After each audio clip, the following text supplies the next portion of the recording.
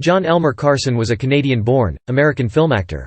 Carson often played the role of comedic friend in films of the 1940s and 1950s, including The Strawberry Blonde and Arsenic in Old Lace.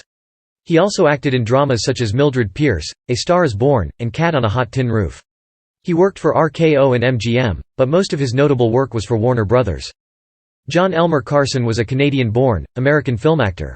Carson often played the role of comedic friend in films of the 1940s and 1950s, including The Strawberry Blonde and Arsenic in Old Lace. He also acted in dramas such as Mildred Pierce, A Star is Born, and Cat on a Hot Tin Roof. He worked for RKO and MGM, but most of his notable work was for Warner Brothers. His success in radio led to the start of a lucrative film career. During the 1930s, as vaudeville declined from increased competition from radio and the movies, Willock and Carson sought work in Hollywood. Carson initially landed bit roles at RKO Radio Pictures in films such as Bringing Up Baby, starring Cary Grant and Katharine Hepburn. An early standout role for Carson was as a mock-drunk undercover G-man opposite Richard Cromwell in Universal Pictures' anti-Nazi action drama entitled Enemy Agent. This led to contract player status with Warner Brothers shortly thereafter.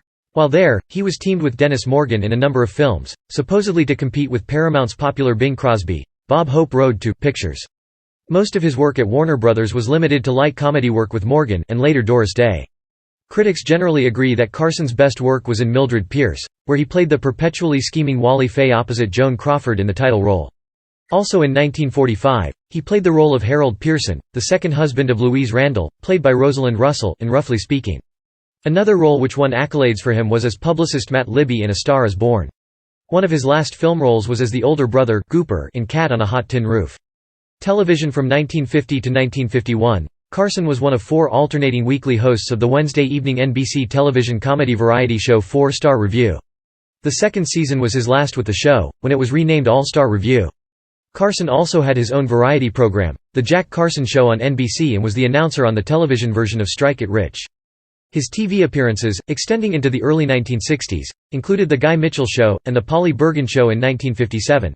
Alcoa Theatre and Bonanza in 1959, Thriller in 1960, The Twilight Zone in 1961, and in perhaps his last TV appearance in Alfred Hitchcock Presents from June 5, 1962. His TV pilot, Kentucky Kid, was under consideration as a potential series for NBC, but was not picked up by the network. The proposed series would have had Carson playing a veterinarian widower who raises horses and has an adopted Chinese child. Legacy on February 8, 1960, Carson received 2 stars on the Hollywood Walk of Fame for his contributions to the television and radio industry. The television star is located at 1560 Vine Street, the radio star is at 6361 Hollywood Boulevard. In 1983, after his death, Jack Carson was inducted into the Wisconsin Performing Artists Hall of Fame along with his film pal, Dennis Morgan, who was also from Wisconsin. Personal life: Carson and Elizabeth Lindy were married in 1938 and divorced 1939. He was married to Kay St. Germain from 1941 to 1950. He and Lola Albright were married from 1952 to 1958.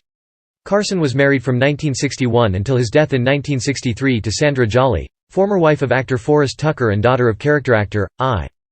Stanford Jolly. Carson had a romantic relationship with Doris Day in 1950–51, but she left him for Marty Melcher, who would become her third husband.